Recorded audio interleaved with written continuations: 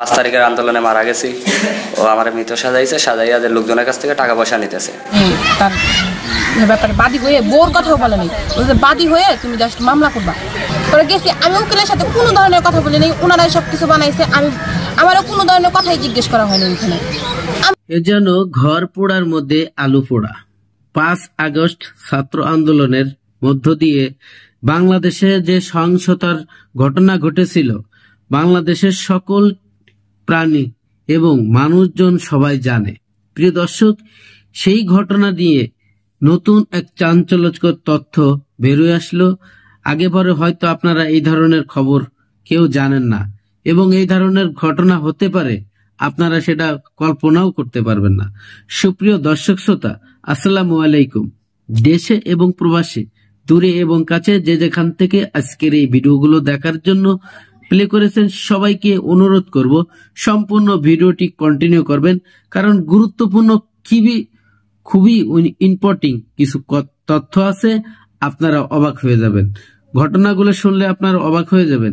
প্রিয় দর্শক, লাশ নিয়েও কেমন যেন খেলা, লাশের রাজত্ব করে যে 5 আগস্ট ছাত্রদেরকে নির্মম ভাবে যেভাবে গুলি করে হত্যা করা হয়েছিল, সারা পৃথিবীর মানুষ দেখেছে। প্রিয় দর্শক, সেই লাশকে নিয়েই কেমন যেন ব্যবসা বাণিজ্য শুরু হয়ে গেছে। প্রিয় দর্শক, একটি মেয়ের, কুলসুম আক্তারের বিবাহই হয় নাই, অথচ একটি ছেলেকে নাম দিয়ে, সে মৃত ব্যক্তির নাম দিয়ে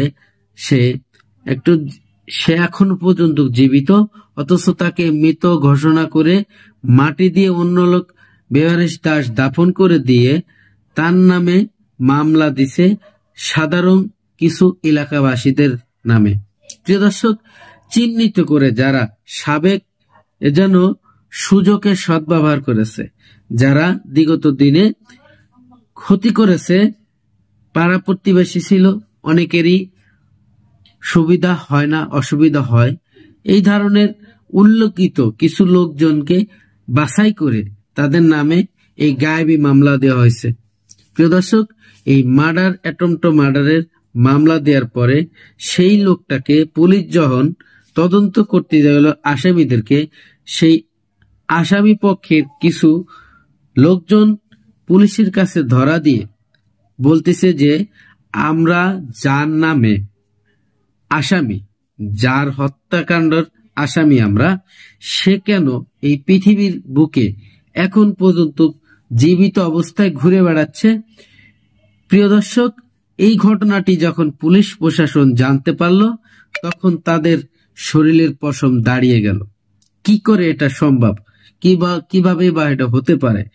ডাক দিল সেই মামলার বাদী কুলসুম আক্তারকে। এই কুলসুম আক্তার কি বলে আমরা ভিডিও ক্লিপে শুনবো, আরো কয়েকটি কথা বলবো আপনাদের সাথে। প্রিয় দর্শক, সেই মামলার যে মারা গেছিল, যার জন্য মার্ডার কেসের আসামি হয়েছে 12 থেকে 14 জন, সেই ব্যক্তি এখন চট্টগ্রামে এবং খাগড়াছড়িতে, সিলেটে উনি আনন্দ উল্লাস করে ঘুরে বেড়াচ্ছে। প্রিয় দর্শক, এই হচ্ছে আমাদের বাংলাদেশের বর্তমান পরিস্থিতি। যার ভালো লাগবে না, যে কোনো কৌশলে তার নামে একটি মামলা দিয়ে দিবে, আর এইভাবে হয়রানিমূলক মামলা দেওয়ার পরে প্রবাস থেকে ভাই এসেছিল বাংলাদেশে নতুন করে জীবন যাপন করার জন্য, কারণ প্রবাস জীবন অনেক কষ্টের। সে বাংলাদেশে আসার পরেই তার নামে মামলা দিয়ে দিল, এই গায়েবী মামলা, মিথ্যা মামলা। যখন পুলিশ তদন্ত করে ঘটনাটি জানতে পারলো, তারপরে কি হলো চলুন সেই ভিডিও ক্লিপটা দেখে আসি। দর্শক, ভিডিওতে যাওয়ার আগে ছোট্ট করে একটি রিকোয়েস্ট করব, আপনি যদি আমার চ্যানেলের নতুন বন্ধু হয়ে থাকেন, ভালো লাগলে চ্যানেলটিকে সাবস্ক্রাইব করে ভিডিওগুলো লাইক কমেন্ট শেয়ার করে দিয়েন।